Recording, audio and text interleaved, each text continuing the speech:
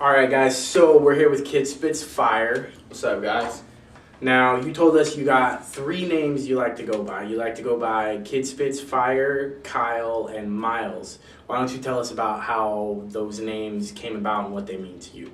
All right, well, to start, I'll start off with Kyle because that's my birth name. My mom gave me that name. Of course, it's going to always be special to me.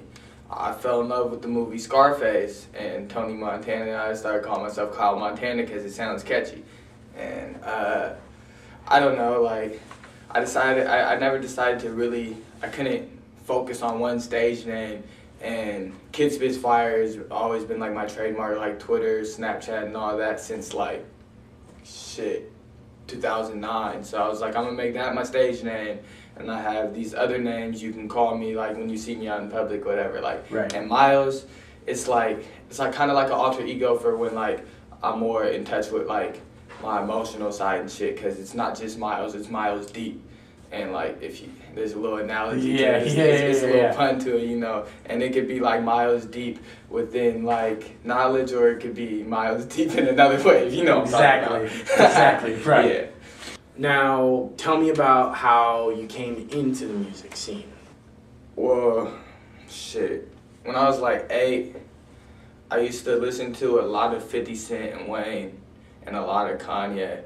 And mainly like the Carter 3, really it was like, damn, like the way this man puts these words together, it's incredible. If he could do it, I could do it. And I was home alone a lot. So whenever my parents would leave the house and shit, I don't know why, I felt like any other room they would hear me. So I'd go into the kitchen and I'd start freestyling.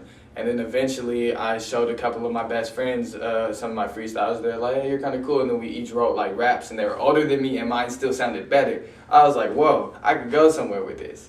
So like by 13, I was like, yeah, I'm really good. I started writing it now.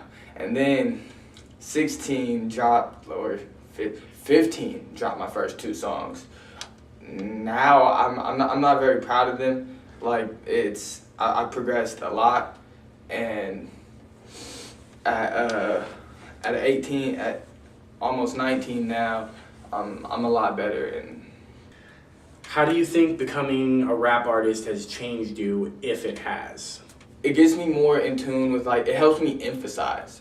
Like, it helps you speak your mind, right? Not emphasize, empathize. Right, okay. Empathize.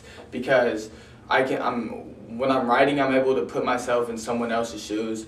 And like I could write a verse about like someone I've never met, someone I've never even like heard about, just off of like seeing someone like walking down the street. If I see a girl like cold, like with nothing but a little sweater, no umbrella, pouring down rain in Seattle, of course.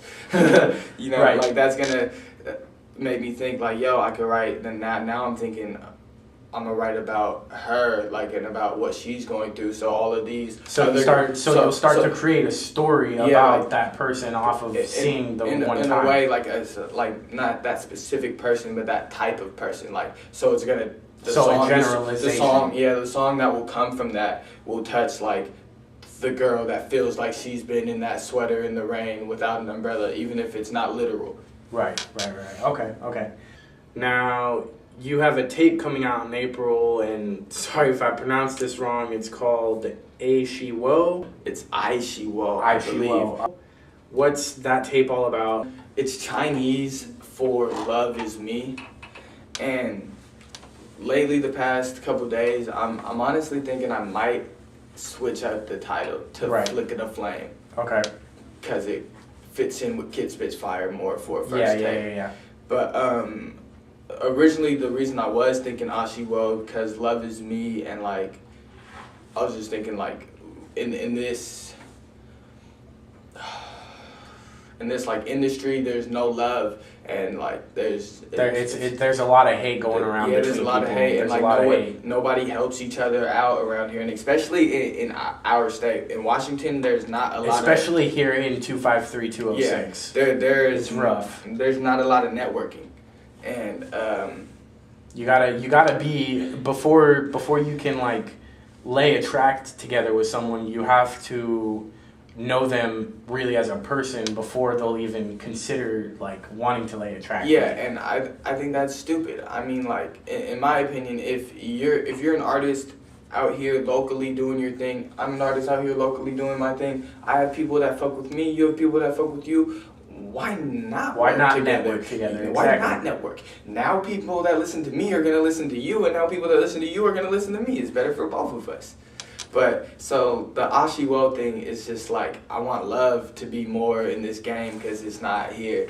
I want people to fuck with each other. Can you tell us about a couple of the tracks off that tape? I just dropped Glimpse. That might be one of my favorites so far, honestly. So what's that one all about? It's, the chorus is kind of just like, I just want to live. Ever since a kid, all I wanted was a glimpse, man, somebody let me in. It's kind of like, this is like all I ever wanted. Like, this is all I ever wanted. And it's like, as I get older, more and more shit happens. I keep surprising myself with getting better.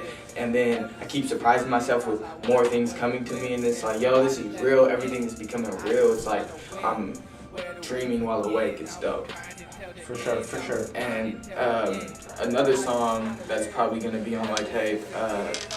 This one I haven't even recorded this one yet, but I wrote a really deep song about my mom, because me and my mom are really close, but we've been through a lot, and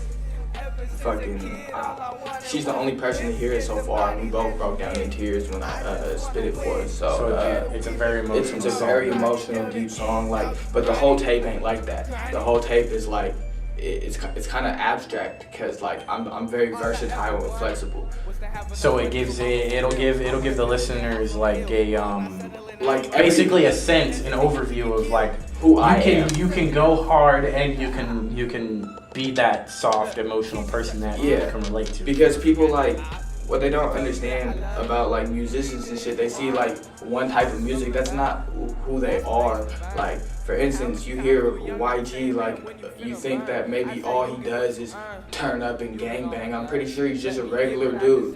Like, you know what I mean? Exactly. He buys groceries at a store. He pumps gas. It's just the type of music he makes. I don't want to be in a box, though. So with my first tape, I want to be as versatile as possible. So it's gonna be a little scattered, but I think it's on purpose, and it's gonna be good. All right. Now, we've been talking back and forth. I've been going through your Twitter feed and all that. So you've done a couple shows at the Live Room down in Sumner. What would you say is the best thing about performing in front of a live crowd? Honestly, just getting the like experience, like from the shows at the Live Room. I personally, I would only recommend performing at the Live Room to build experience to perform. To perform at a higher place, like studio setting. Yeah, the first performance I had there, it was awesome. Like, no one had heard any of the songs. Only 2 people came for me, but I had the whole crowd like singing my choruses and shit. For sure. And a lot of the songs I performed still aren't even recorded. I was the only artist like rapping straight over beats too. It was crazy. It was dope. But second performance, there's like I don't know, like 8 performers, but the crowd was empty. And I mean, yeah, I know we're just starting, but like if you listen to our music on SoundCloud and shit, you might as well come out to the show. How do you prepare mentally and physically for your shows?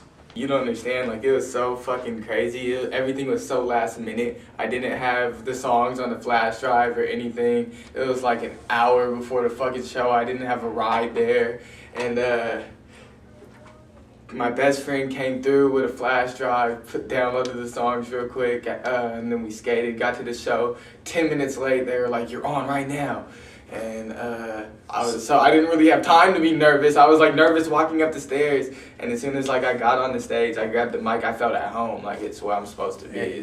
You felt like you were in your place, like this is what you were meant to do. Yeah, but physically and preparing, like before the actual day of the show, I was practicing the songs I was gonna perform. Like throughout, I was just walking around the house with my hand up like this, looking in the mirror and shit. Right. All right. Cool. How many tracks to date would you say that you've laid down?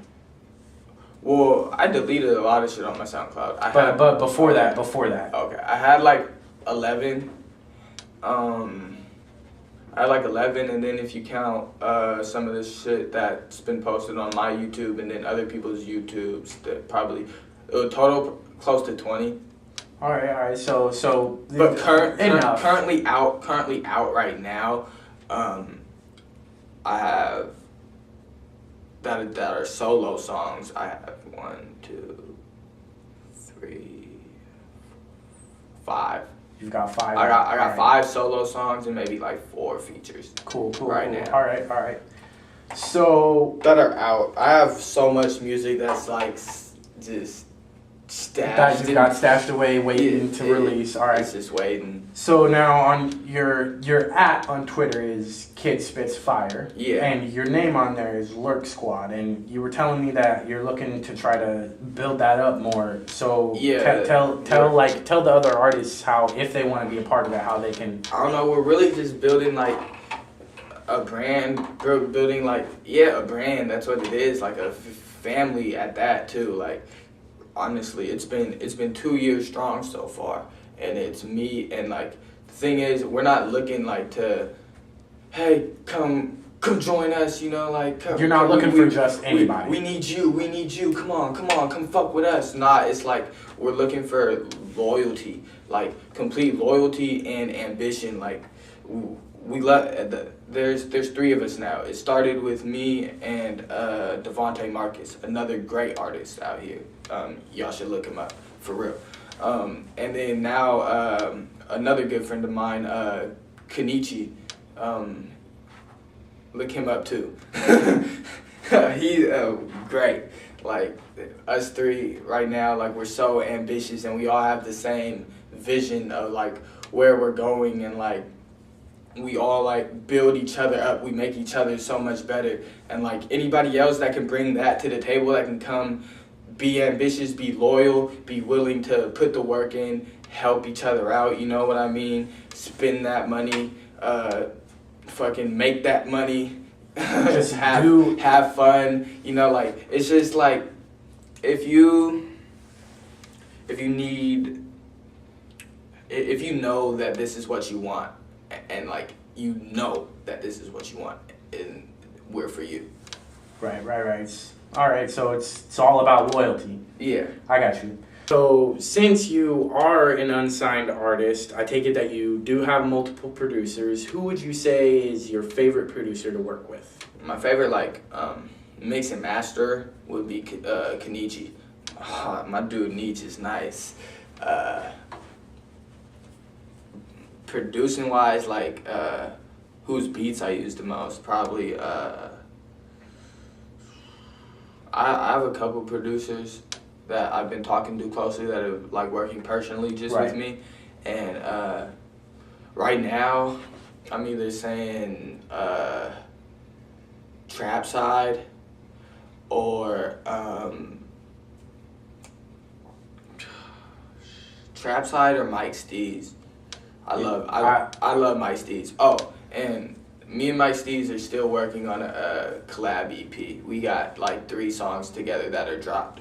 Cool. Now, from all of your collaborations you've done, who would you say is your favorite person that you've worked with? Oh, Devontae Devontae Marcus.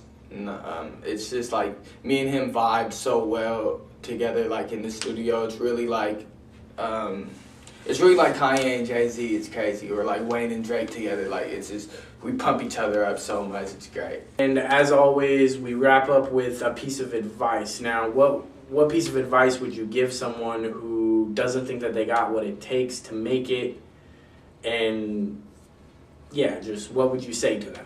Dog, go for it. Just like fuck what everybody's saying. Like just do what you want to do, honestly. Like even if you want to be one of them like fucking people who stand on the corner and do all that shit with the signs, bro, go do that. If you want to be a rapper, go do that. If you feel like you could be the next Michael Phelps, hop in a fucking pool. I mean, like, don't let nothing or nobody tell you you can't do what you want to do, because dreams are for real and real life's not.